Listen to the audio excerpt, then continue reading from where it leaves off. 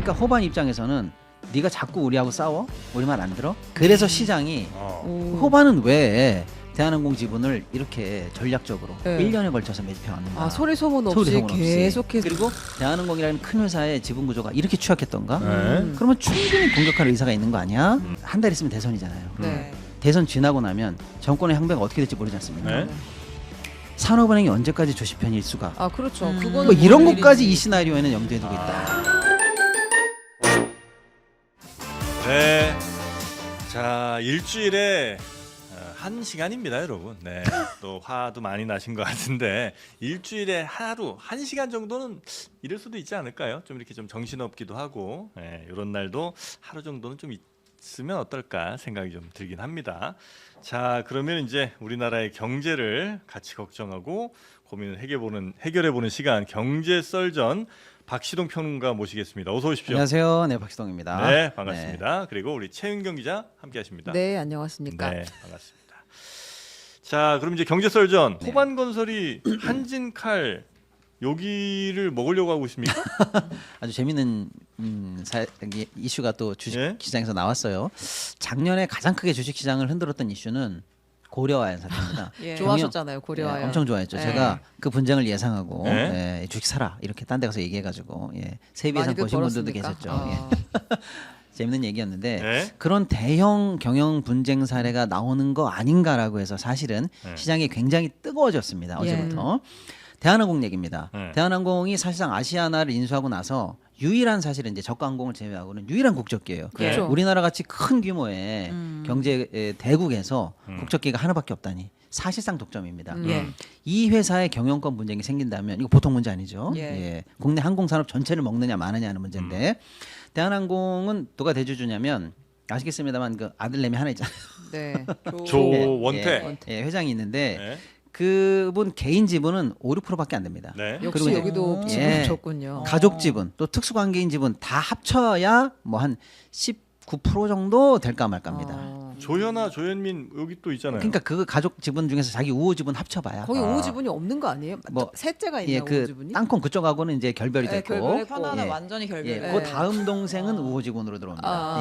에밀린가? 진해어 있는 거기. 땅콩이랑은 완전 거기 죄송해요. 완전 예. 갈라섰어요. 갈라섰어요. 갈라선 거고 그 다른 분도 또 새로운 별명인데 또 싫어할 것 같아서 네. 뭐 아무튼 컵 관련한 별명이 있지 않습니까? 안 네, 되는데 네. 전화 옵니다. 그만하세요. 아무튼 그렇게 해서 현재 일단 그 경영하고 있는 경영권의 우호지분을 다 합쳐봐야 뭐 19% 내외예요. 그걸로 이제 이 큰 회사를 다 지배하고 아시아나까지 사실은 먹은 상황인데 호반건설과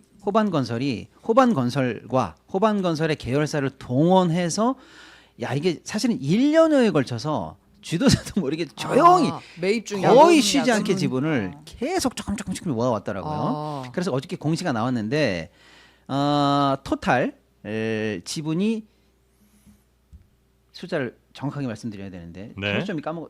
호반건설이 한진칼 지분을 18.46%. 예, 그래서 사실상 지금 야, 근데 이러면 1% 차이밖에 안 그러네요. 나는 상황까지 추격해 왔다는 게 어제 친구 공시가 된 하나만 거예요. 딱 붙이면 본인이 그냥 최대주주 되는 거네요. 그래서 시장이 오. 호반은 왜 대한항공 지분을 이렇게 전략적으로 네. 1년에 걸쳐서 매집해 왔는가? 소리 소문 없이 소리 소문 없이. 계속해서 개미처럼 모았네요. 그리고 대한항공이라는 큰 회사의 지분 구조가 이렇게 취약했던가?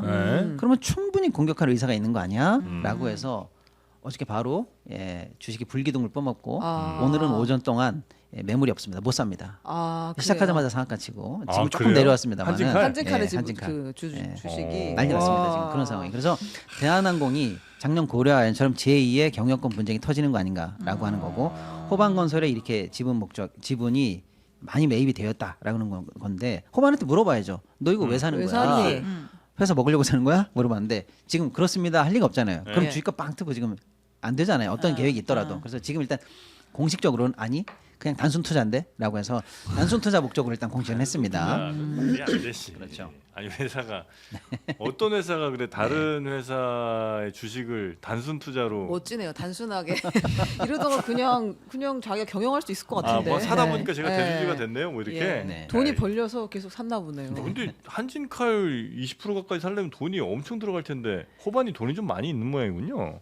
뭐 조금 있고 그다음에 낮을 때부터 쭉 매입해 왔고 그다음에 이제 계열사까지 다 총 동원한 상황입니다. 그런데 이제 이게 단순히 이렇게만 봐도 재밌는데 이게 스토리가 더 재미있습니다. 네. 이게 둘이 싸우는 게 아니고요. 지금 4파전입니다. 에잉? 왜 재밌느냐? 이게 굉장히 재밌어요. 자본주의 쇼입니다. 주주가 아니어도 이렇게 재밌게 보시면 제가 볼 때는 네. 진짜 재밌다니까요. 예. 아, 네네. 뭐냐면 우리나라가 사실은 해저 케이블 같은 것들, 전선 이런 거 사실은 세계적으로 우리가 네네네. 어마어마한 사실은 네. 탑 국가인데요.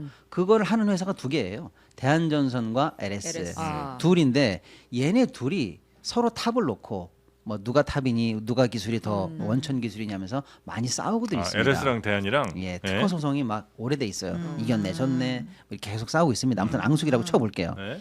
근데 대한전선은 예, 호반 계열입니다. 호반이 지분을 갖고 있어요. 호반이 그렇게 큰 회사예요? 알짜배기 회사네요. 자, 그런데 얘네들이 싸우고 있죠. 네. 그러니까 호반 입장에서는 네가 자꾸 우리하고 싸워, 우리 말 안 들어? 그러면 내가 아예 상층부에서 너희를 압박할 거야라고 해서 LS의 지주사인 주 LS 지분을 사기 시작합니다. 호반이? 예.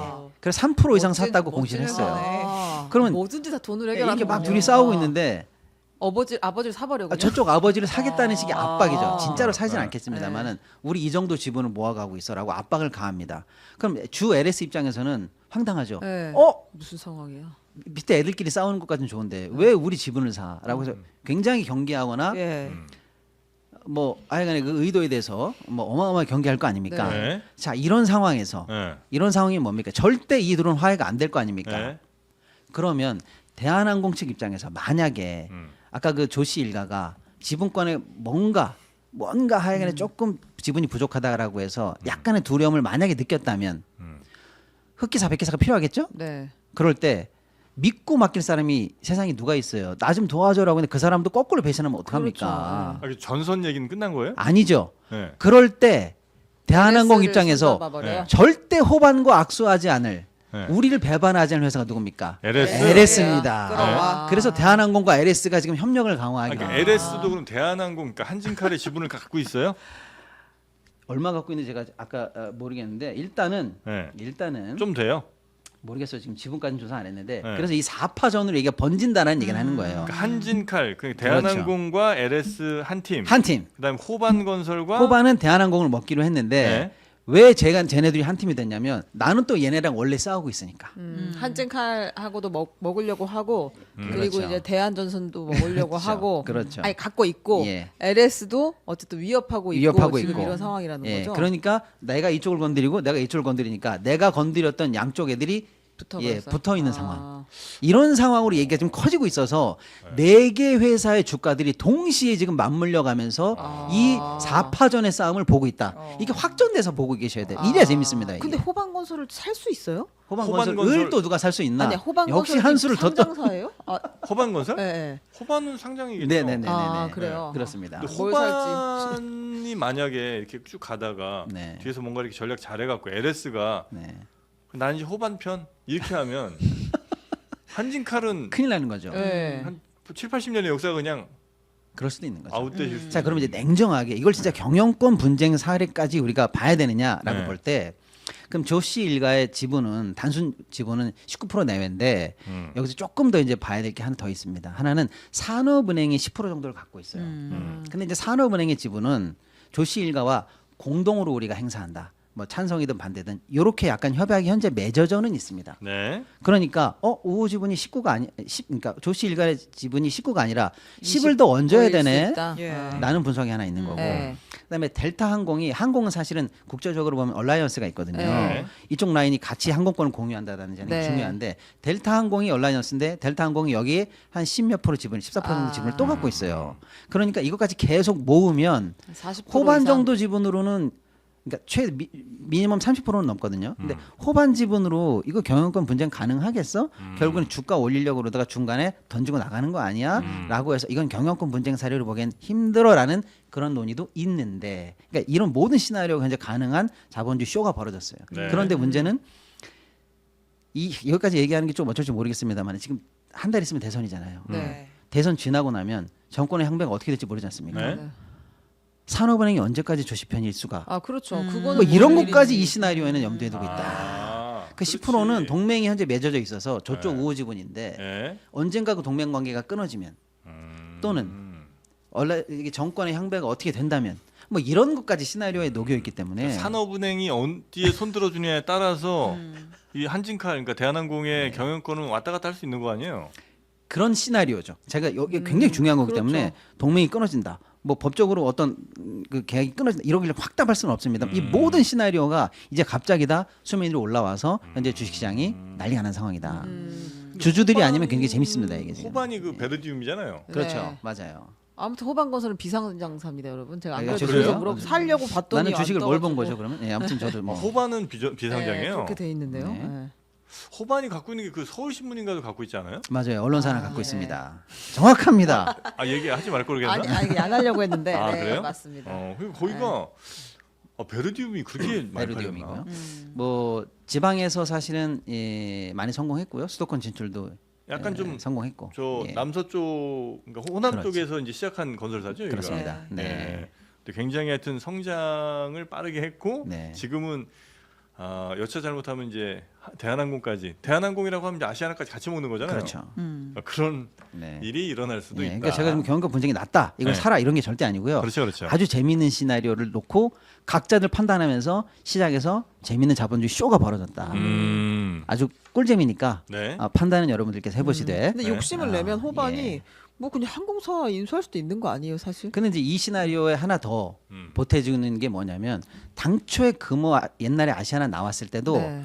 트라이를 했었어요 호반이. 예. 그러니까 아. 원래 항공산업 진출에 욕심이 있었구나. 관심이 있었던 회사가 아니, 항공- 그 꿈을 접지 않은 거 아니야 이런 추론까지도 아니, 가능한 거죠. 제가 들은 얘기는 하여튼 그 재벌 내지는 하여튼 돈 많이 번 기업들이 그 회장님이 항상 마지막 꿈으로 항공사를 그렇게 갖고 아, 싶어 한다는 그래요? 거예요. 항공사 아니면 리조트, 골프장, 아. 와이너리. 예, 네. 근데 이제 항공사가 그 꿈들 가운데도 가장 이제 끝의 꿈이라는 거예요. 아, 그래요. 왜냐면 야 비싸니까. 그렇지 있어 보이고 내가 항상 어디 저 갈 때도 그 대한항공 거기 이제 타야 되잖아요. 네. 근데 이제 그 대한항공 회장이면 얼마나 멋있어 보이겠어. 그래갖고 이제 그 꿈들이 다들 있는데 거의 전 세계적으로 그 항공사 인수했다가 제대로 살아남은 회사들이 거의 없다는 거예요. 거의 다 이게 나가리 되고. 적자 산업이에요. 근데 금호도 사실 아시아나 인수했다가 그냥 음. 거의 뭐 해체됐잖아요. 그렇죠. 예. 예, 그러니까 쉽지는 않다. 항공사 운영이라는 게 네. 되게 좋아 보이나 쉽지 않고요. 이제 국제 폼나 경제에 영향을 많이 받고 음. 유가라든지 이런 쪽에도 영향을 많이 받기 때문에 사실 부침이 좀 있습니다. 네. 그런데 이제 우리는 현재 상황에서 보면은 예, 모든 시장에 있는 장애 요소를 다 없애고 하나로 회사가 통합됐잖아요. 대한항공 하나만 남았습니다. 그렇죠, 그렇죠, 그렇죠. 근데 지금은 조금 매력적일 수 있죠. 우리나라 시장에 아. 이렇게 큰 나라에 하나밖에 없다니. 저가항공 빼고요. 예. 네. 하여튼 그래서 지금 호반이 네. 한진칼 주식을 뭐 아직까지 공표한 건 아니지만 그렇죠. 야금야금 사면서 네. 2대 주주까지 올라왔다. 예. 매우 의심스러운 상황이 아닌가 하는 생각이 좀 듭니다. 그 요즘은 항공기에서도 네. 인터넷 되는 거 아세요? 맞아요, 맞아요. 네, 인터넷이 그 뭐 핸드폰 같은 경우도 뭐 돈을 내야 되기도 하고 그렇죠. 어떤 경우는 그냥 뭐 안 내도 되는데 하여튼 인터넷도 됩니다. 그래서 인터넷을 어디 걸 쓰나 봤더니 인터넷 비교원에서 아마 다 항공기들이 그렇더라고요. 채용을 하는 것 같더라고요. 그래서 여러분도 인터넷을 쓰실 때는 꼭 인터넷과 TV 함께 인터넷 비교원에서 비교해 보시고 여러분께 혜택 많이 주는 걸로 꼭 가입하시라는 말씀 드리고요. 핸드폰도 마찬가지로 역시 그 가입하면서 혹은 뭐 새로 기계 바꾸면서 요즘에 또 유심 변경이나 이런 거 많이들 하시지 않습니까? 네, 그런 거 하시면서 혜택 받아 가시고 집에 있는 정수기 한 2달 이상 쓰면 또 필터 교체하느니 그냥 아예 그냥 갈아버리는 것도 또 하나의 방법이 아닌가 싶습니다. 자, 그래서 최대 128만 원의 혜택이 여러분을 기다리고 있다는 거 인터넷 가입과 동시에 또 통신사 변경까지 하시면 이것도 또 혜택이 있습니다. 그래서 항상 어떤 혜택이 있는지 1670-2571번으로 물어보시고 인터넷에서 인터넷 비교원 검색해서 네이버 같은 데서 검색하시면 나오거든요. 거기 들어가 보시면 또 상세하게 설명이 나와 있으니까 인터넷 비교원에서 늘 체크해 보시고 뭘 바꾸더라도 바꾸시기 바라겠습니다.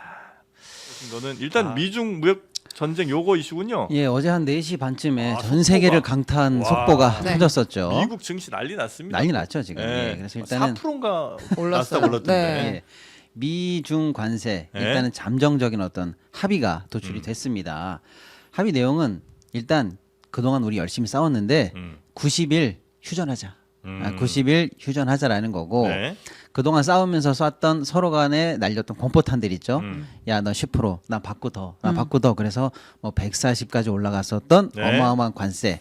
요거 다 없는 걸로 치자. 앞으로 90일간은. 그러니까 이럴 거 같으면 뭐 하러 그렇게 결론입니다. 레이스를- 그럴 네. 거면 도대체 뭐 하자고 레이스. 그동안 힘들었던가. 아유. 예, 그겁니다. 그래서 이제 원래 미국이 예. 중국에 수출할 때가 125였나? 120. 그죠? 네, 125였고 125입니다. 그다음에 네. 중국이 미국 수출할 때가 145. 145%. 예. 네. 근데 이제 이거 115씩 싹 깎아 갖고 그렇죠. 중국이 미국 갈 때는 30. 네. 30, 미국이 중국 갈 땐 10. 10. 예, 그것만 남겼습니다. 아, 예. 이렇게 이제 바꾼 거죠. 예, 그게 이제 주요 합의 사항이고 네. 그게 다입니다. 다만 이제 조금 아쉬웠던 게 그런 게 이제 이게 정말 다야? 다른 논의는 안 했어요? 이렇게 이제 물어보는 게 있지 않습니까? 아, 예를 들어서 뭐 중국이 사실은 관세로만 대응한 건 아니고 우리도 무기 있어라고 해서 히토르 수출 같은 것들을 맞아요. 실제로 카드를 꺼냈거든요. 네. 그거 어떻게 하는 거야? 그 카드도 집어 넣는 거야? 예. 라든지 미국 역시 뭐 미국이 요구했던 것들은 그러면 중국 관세를 낮춘다는 당초 목표가 펜타닐 수출 아니야 그거? 그거 있었죠. 그 중국한테 유효한 어떤 대책을 받아낸 거야? 이런 어떤 관세 숫자 말고 네. 다른 식으로 사실 양쪽이 썼었던 무기들 음. 그것들 다 내려놓는 거야라고 그거는 했는데 얘기가- 그거는 사실 얘기가 된 바가 없거나 아직 밝히지 않고 있는 걸로 네네네. 봐서 일단은 휴전 자체의 의미가 있다. 네. 그리고 나머지 것들에 대해서는 언급하기 시작하면 또 내가 하나를 내려놓으면 너도 하나를 내려놔야 돼. 이런 네. 식으로 협상이 복잡해지잖아요. 아, 그런 것들을 서로 꺼내지 않으려고 애썼던 것 같다라는 게 일단 후문입니다. 네. 예. 그 간략하게 지난 한 2달, 3달 정도 이렇게 관세 서로 이렇게 막 레이스 네네네. 뭐콜 그동안 뭐 이런 때가 일지를 한번 있잖아요. 볼까요? 그거 한번 네. 좀 우리 최은경 기자가 한번 정리를 해주시면 좋을 것 같은데. 아, 네. 표를 먼저 띄워주시면 네. 이제 미국에서 먼저 시작을 한 전쟁이잖아요. 이게 근데 이제 10% 처음에 25% 평균 25% 관세를 매기겠다라고 한 뒤에 계속해서 숫자가 올라가기 시작합니다. 네. 추가로 10% 그리고 이제 중국에서도 가만히 있지 않고 계속 숫자를 올리고 네. 그렇게 해서 4월 넘겨주시면 5월 네까지 해서 145 그리고 125 이렇게까지 계속해서 맞불 관세가 네. 점점점 높아지게 되는 상황이었던 것 같습니다. 이건 이제 근데 뉴스 이제 주목해야 될 네. 날짜가 네. 2월 4일인데 2월 4일. 이때 펜타닐을 명분으로 해서 10%를 올렸거든요. 네. 그리고 중국도 그럼 나도 이렇게 해서 보복을 2월 그게 10일 이제 시작된 했고요. 거죠. 3월 한 달 뒤입니다. 3월 4일에 미국이 다시 펜타닐 명분을 10%를 추가했어요. 네. 그러니까 앞에 한 10% 뒤에 10% 10%에서 20%잖아요. 네. 요것만 남은 거예요. 요 이후에 있었던 많은 분쟁거리들이 다 없어진 겁니다. 아. 예. 그러니까 2월 이게 4일, 3월 4일 조치만 남았습니다. 예. 중국도 이렇게 계속해서 같이 막 붙을 때마다 사실 전 세계 증시가 뚝뚝 떨어졌거든요. 그렇죠. 예, 미중 이 관세 전쟁 붙는다고 할 때마다 뭐 30%? 뭐 80%? 뭐 이러면서 이제 예. 네. 사실 우리나라 같은 경우는 특히나 수출이 많은 나라잖아요. 그렇죠. 이게 수출이 또 차지하는 비중도 높고 이러다 맞습니다. 보니까 사실 중국 증시 깨진 것보다는 우리가 더 많이 깨진 것 같고. 네. 예, 하여튼 사실 전 세계가 이제 네. 그 무역 전쟁의 후과를 톡톡히 그동안 치르고 있었거든요. 예. 미국 역시 자산 시장이 사실은 굉장히 안 좋았어요. 그래서 소위 말하는 셀 아메리카라고 해서 달러도 약세, 주식도 떨어져, 채권도 떨어져 하는 트리플 동반 약세에 들어갔고요. 네. 중국도 겉으로는 강하게 맞서는 것처럼 보였습니다만 사실은 아주 의미 있는 그 우리가 중국을 바라볼 때 이런 지표를 봐야 되거든요. 중국이 굉장히 불리한 지표가 나오잖아요. 그럼 통계를 발표 안 해버립니다. 아 중국은 발표 중국 안 발표 할 안 수 해버려요. 있어요. 늘 나오던 통계가 어느 날 이유도 없이 발표를 안 해버려요. 최근에 도시 관련해서 가장 크게 이제 인민들의 불만이 뭐냐면 청년들 실업입니다. 네. 직장이 문 닫고 경제가 어렵고 수출이 안 되면 당연히 고용이 안 좋을 거 아니에요. 네. 지금 최근에 고용 지표라든지 그동안에 발표됐던 여러 가지 재반 변수에 해당하는 직접적인 뭐 성장 이런 거 말고요. 그런 지표들이 최근 한 2달 사이에 발표가 안 되기 시작했어요. 예. 그러니까 안 좋아졌다는 겉으로는 이야기군요. 멀쩡한 것처럼 보였습니다만은 발표하면 큰일 날 정도로 사실은 경제 저변이 흔들리고 있었다라는 네. 것도 관측이거든요. 그러니까 미국도 셀 아메리카, 중국도 어마어마한 사실은 고통 속에서 양측이 허장성세로 괜찮은 것처럼 싸웠거든요. 그래서 이번 합의의 배경은 그 허장성세를 서로 이제 거두기로 한 거다라고 해서 한 3일 걸린 거잖아요. 그렇습니다. 지금. 미국도 사실은 이번에 가시적인 조치를 취하지 않으면 더 이상 버티기 어렵다는 게 지배적인 분석이었고 중국도 더 안 좋아지는 경기 상황을 버티기 어려운 지경이다 보니까 양측이 네. 이쯤에서 합의하자 이렇게 쉽게 도달이 된 것 같습니다. 첫 번째 회담이었음에도 불구하고. 근데 중요한 것은 그럼에도 불구하고 거침없이 90일 유예하면서 그동안 있었던 일을 싹 없던 일로 사실은 만들었거든요. 이 진짜 배경이 뭘까라는 게 이제 추가적인 분석인데 갑자기 이렇게 왜 합의했냐? 그렇습니다. 네. 단계별로 해도 되는 거고 뭐 네. 2차 이렇게 끌면서 서로 약간 기싸움을 해도 충분한데 과감하게 둘 다 없애버렸거든요. 맞아요. 이유가 뭐예요? 뭐 한간의 분석은 이게 어려운 경제 상황뿐만 아니고 네. 곧이어 미국과 중국의 결정적으로 어쨌거나 정상회담이 있어야 될 건데 중국은 체면을 살려주지 않으면 우리는 안 나간다. 그러니까 우리가 적어도 정치적으로 그 내국민들에게 우리가 미국에게 굴복했다는 그런 모양이 있으면 정상회담은 없다. 또 트럼프 입장에서는 중국이 나에게 늘 전화를 한다. 내가 만나자고는 만날 수 있다. 이렇게 얘기를 했는데 양 정상 다 조만간의 정상회담을 통한 쉽게 말하면 이제 일괄 타결 같은 것들 그런 모양새를 만들기 위해서는 어쩔 수 없이 이번에 나머지 그 잔잔한 것들은 다 뭉개지 않았느냐 이렇게 해서 어려운 경제 상황 더하기 정상회담으로 가는 허들을 이번에 제거한다라는 게 사실은 가장 큰 뒷배경이 아닐까 이런 분석이 좀 나오고 뭘 있습니다. 하고 싶은 거예요? 뭘 하고 싶은지 모르겠어요. 그런데 일단 왜냐하면 중요하니까. 왜냐하면 미국의 본심이 사실 네. 복잡하거든요. 근데 이제 한간에는 어쩔 수 없이 뭐 중국에 강력하게 펀치를 휘두르더라도 중국도 같이 휘두를 수 있기 때문에 예. 중국이 받아들일 수 있는 선에서 미국이 챙길 수 있는 실리가 뭐냐라고 할 때 한간에 나오는 얘기는 뭐 관세 이런 거는 둘째치고 결국에는 이제 무역 적자를 해소해야 되기 때문에 미국이 원하는 몇 개의 수출 품목에 대한 또 과감한 수입 이런 게 있는데 네. 근본적으로 이번에 꼭 건드리고 싶은 몇 개는 뭐 아직 얘기할 때는 아니지만 금융과 환 이런 사이드에 걸려 있어요.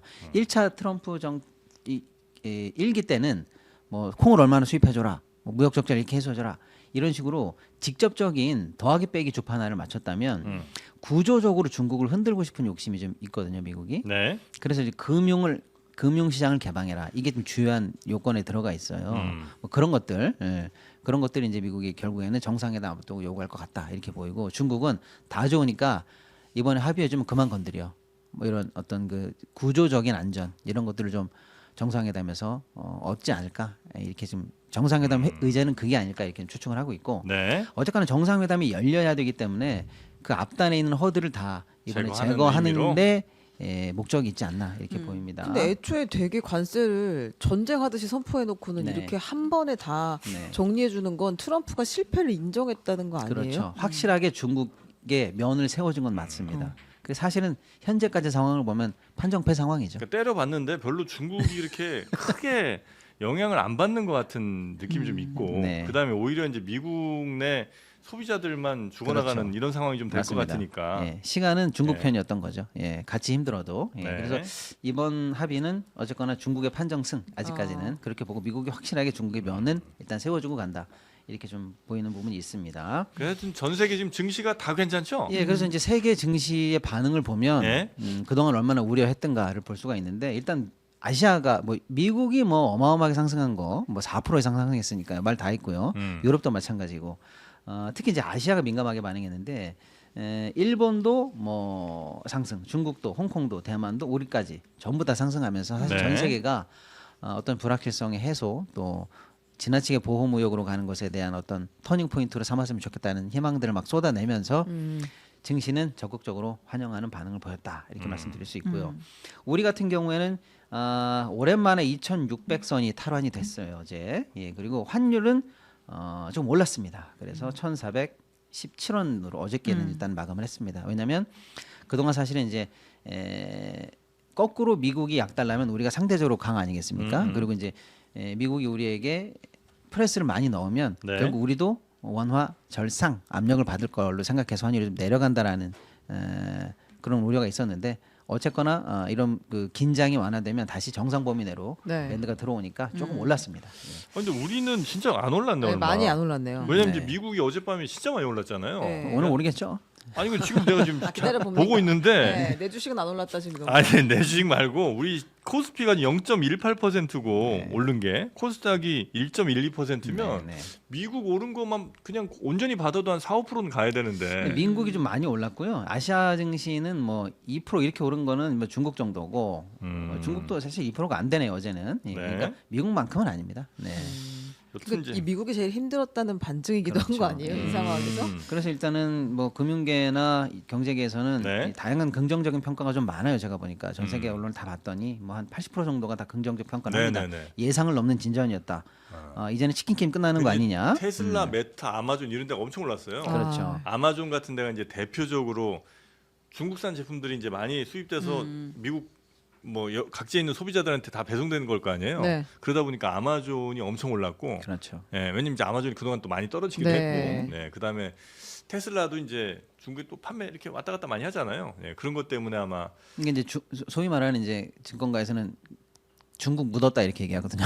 중국 묻은 중국 주식들 예, 아. 그런 주식들이 이제 많이 상승했죠. 애플도 좀 판매처가 올랐겠네. 판매처가 중국이거나 예. 애플처럼 또 중국에서 생산하거나 그렇죠. 테슬라는 생산도 하지만 판매도 하거나 네. 그다음에 아마존처럼 중국산 물건이 많이 들어와야 되거나 이런 쪽 주식들은 뭐 바로 이제 호재로 반영을 하고요. 네. 중국과 조금 관계가 먼 그런 데가 예를 들면 이제 구글 같은 데죠. 네, 네. 우리는 뭐 중국 없이 이렇게 갈 수 있어 이런 데는 조금 그래도 덜 영향을 받는 그렇게 보면 되겠고요. 알겠습니다. 좀 긍정적 평가가 많은데 네. 다만 이제 좀 경계를 아직은 풀 때가 아니다라는 그런 평가도 좀 있습니다. 어떻게 될지 아직 모른다. 무역 긴장의 수위가 낮아지긴 했지만 네. 이게 완전히 끝난 게 아니기 때문에 네. 앞으로도 주시해야 된다. 이러다가 한 번 또 안 좋은 보도라든지 협의가 엇갈리는 얘기들이 나오면 다시 시장이 두 배로 충격받을 수 있다는 회의론도 함께 존재하고 있습니다. 근데 이제 문제는 90일 우리나라. 동안이잖아요. 90일이죠. 90일 동안이면 그 이후에도 계속 이렇게 가겠다는 걸로 봐야 되는 거죠. 90일 안에 합의가 될 것 같아요. 제가 그 볼 안에 때는. 이제 타결을 하겠다. 실무단의 이제 워킹 그룹을 구성하기로까지 합의가 됐고 그 워킹 그룹이 제가 볼 땐 2주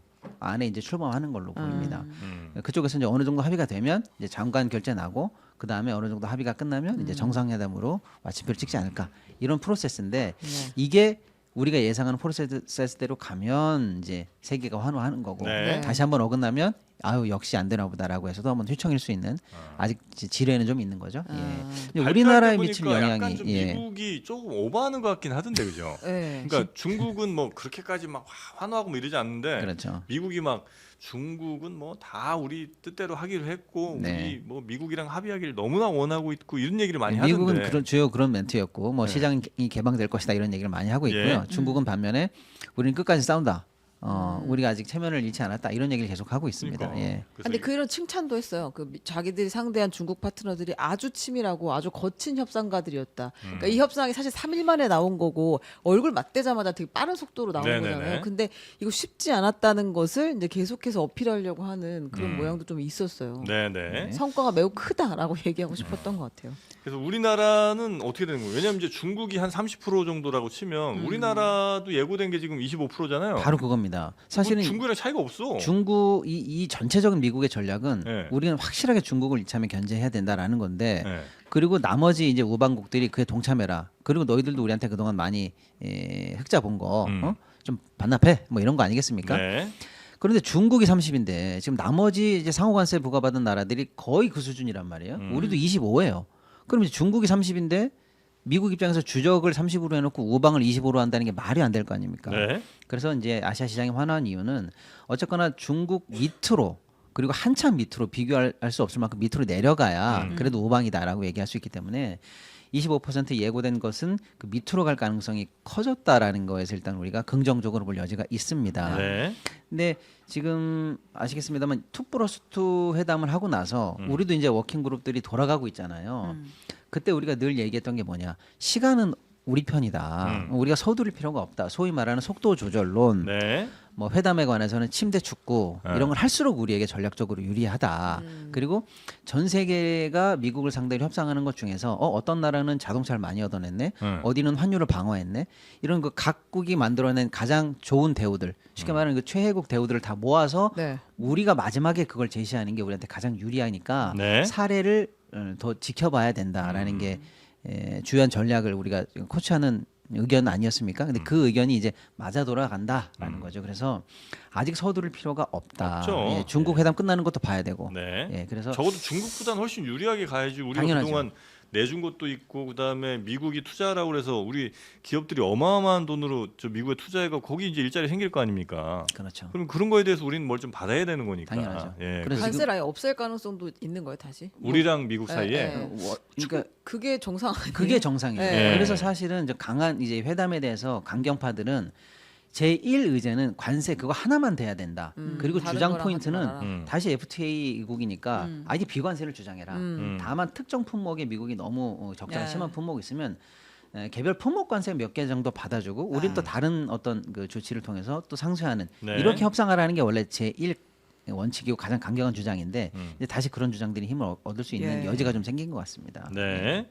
그런 것도 있고 또 우리가 원래 이제 중국이 많이 미국에서 좀 압박 받으면 상대적으로 우리가 조금 뭐 수출하기가 좀 좋지 않을까? 왜냐면 그렇죠. 경쟁하는 상품들이 많으니까 그런 기대를 했는데 만약에 이 상황으로 가면 그거 기대는 크게 또 못하는 거 아닌가 하는 걱정도 좀 역시 됩니다. 한 수를 더 보십니다. 아유, 정프로님 고맙습니다. 대단합니다. 사실은 네.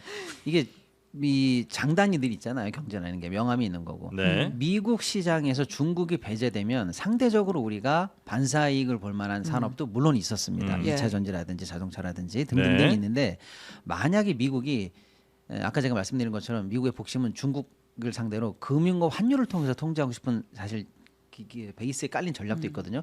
그거를 받아주고 상품에 대해서는 기존 조치처럼 약간 느슨하게 가면 네. 거꾸로 우리는 미국 시장에 대해서 얻을 수 있는 반사이익이 좀 줄 가능성도 있죠. 그렇죠.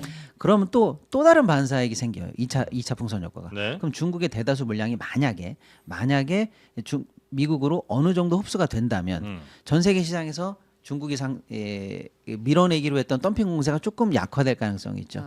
그럼 인도나 유럽의 신흥 시장에 우리의 활로가 조금 더 열릴 수도 있고 이게 굉장히 복합적인 현상들을 다 우리는 준비해야 되는 그런 네. 시나리오가 있습니다.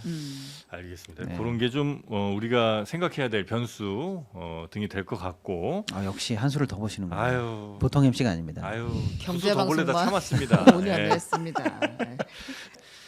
내일 오전에도 좀 만나 뵀으면 좋겠네요. 예, 네. 그래야 할 텐데요. 네. 그렇습니다. 내일 오전 11시 여러분과 함께 더 만나 뵙기로 하고요. 이제 대선까지가 6월 3일이니까 며칠 남았습니까? 3주 이제 남았습니다. 20일 남았어요. 20일 20, 남았어요. 20, 와. 딱 20 남았어요. 20. 진짜 네. 금방금방 가네요. 네. 한 3주 정도 남은 대선 그 사이에도 열심히 여러분과 함께 하도록 하겠습니다. 자, 오늘 함께 해주신 우리 박시동 평론가님 고생 많으셨고요. 네, 감사합니다. 네, 그리고 우리 신혜영 기자님 또 최영규 기자님 고생 많으셨습니다. 네. 신혜영 기자님 BGM이라도 좀 내달라고 지금. BGM? 네, 아니, 원래 엄청 생길 바른데 꼭 예. 일부만 나갔다 오면 이렇게 어떡하죠? 예. 거의 넋이 나가 신혜영 계시는데 기자님 2주마다 이렇게 화요일 일부가 큰일 쉽지 났네, 이거. 않습니다. 예. 예. 네. 왜 오늘 들어가려고 했는가 계속 후회하고 있어요 지금 한 시간 내내. 예. 자, 화요일은 우리 최영규 기자님이 네, 제가 하겠습니다. 일부 좀 죄송합니다. 제가 들어오시고. 강찬훈 소리를 제가 잡았어야 되는데 죄송합니다. 자, 그럼 저희는 내일 오전 11시에 다시 여러분 찾아뵙도록 하겠습니다. 함께해 주신 여러분 고맙습니다. 감사합니다.